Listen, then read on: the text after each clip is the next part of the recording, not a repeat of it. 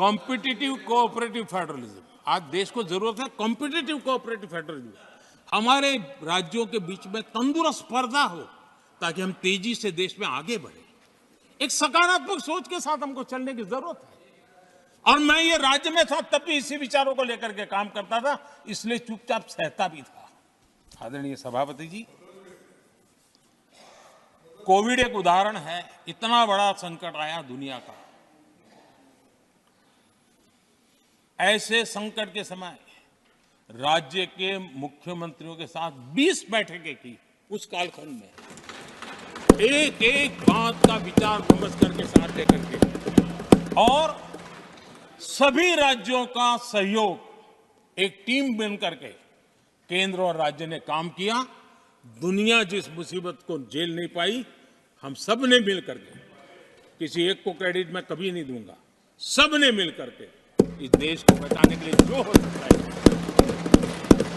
राज्यों को भी उसकी क्रेडिट लेने का पूरा अधिकार है। इस सोच में हमने काम किया। आदरणीय सभापति जी, ये जब सुनता हूं, उधर भी सुना इधर भी सुना, मेरा विश्वास पक्का हो गया है कि पार्टी सोच से भी आउटडेटेड हो गई है।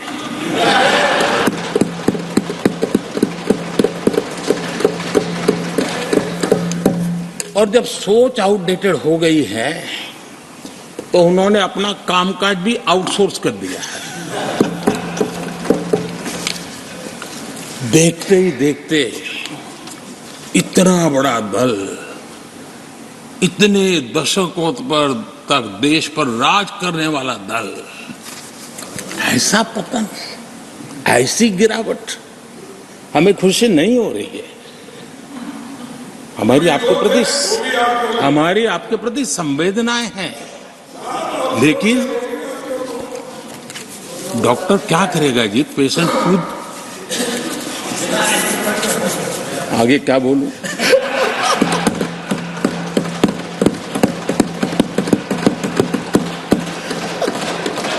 आदरणीय सभापति जी, ये बात सही है कि आज बहुत बड़ी बड़ी बातें होती हैं, सुनने की ताकत भी खो चुके हैं।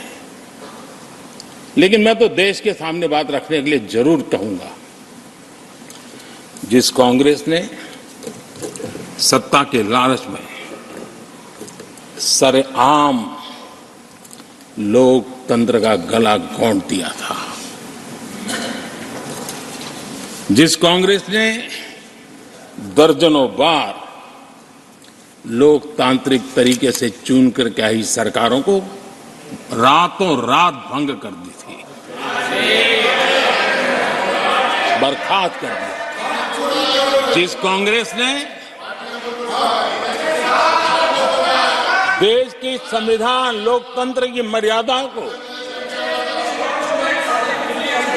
जेल के सलाखों के पीछे बंद कर दिया था, जिस कांग्रेस ने अखबारों पर ताले लगाने तक की कोशिश की थी, आवाज, जो कांग्रेस देश को तोड़ने के नैरेटिव घड़ना का नया शौक उनको पैदा हुआ, इतना तोड़ा कम नहीं है, अब उत्तर दक्षिण को तोड़ने के लिए बयान दिए जा रहे हैं। और ये कांग्रेस हमें लोकतंत्र और फेडरलिज्म उस पर प्रवचन दे रही है। आदरणीय सभापति जी, जिस कांग्रेस ने नथिंग और भाषा के नाम पर देश को बांटने में कोई कसर नहीं छोड़ी, जिस कांग्रेस ने आतंकवाद और अलगाववाद को अपने हित में पनपने दिया, जिस कांग्रेस ने नॉर्थ ईस्ट को हिंसा, अलगाव और पिछड़ेपन में धकेल दिया, जिस कांग्रेस के राज में नक्सलवाद के लिए देश के लिए एक बहुत बड़ी चुनौती बनाकर के छोड़ दिया।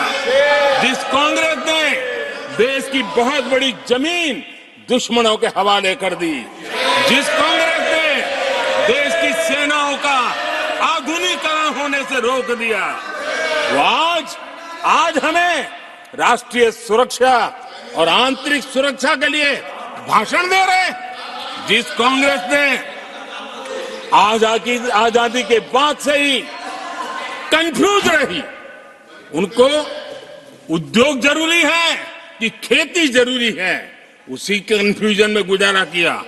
जो कांग्रेस तय नहीं कर पाई कि नेशनलाइजेशन करना है कि प्राइवेटाइजेशन करना है, उलझती रही।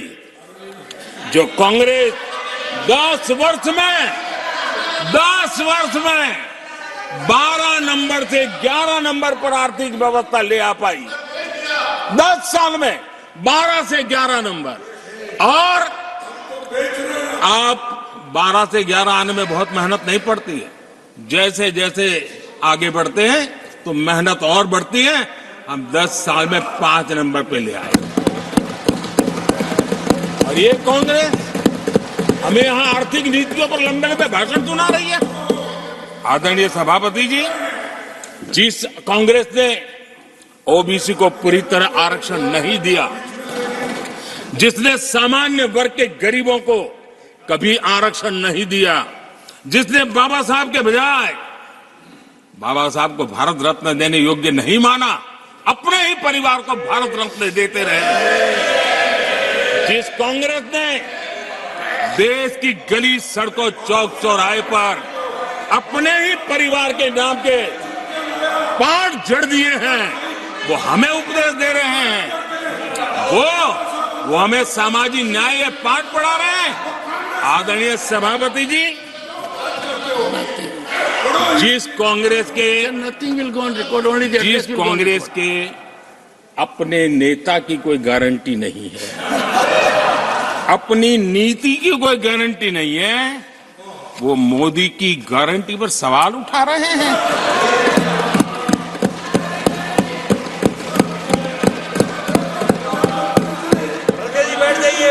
आदरणीय सभापति जी, आदरणीय सभापति जी, यहां एक शिकायत थी।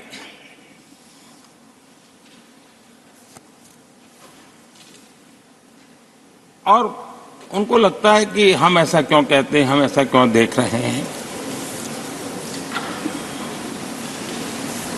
देश और दुनिया उनके 10 साल के कार्यकाल को ऐसे क्यों देखती थी? देश क्यों नाराज हो गया?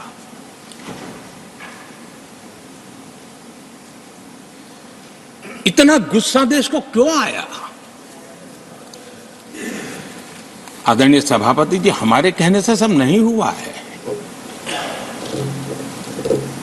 खुद के कर्मों के फल और अब तो सामने रहते हैं, वो कोई दूसरे जन्म में नहीं होते हैं, इसी जन्म में है।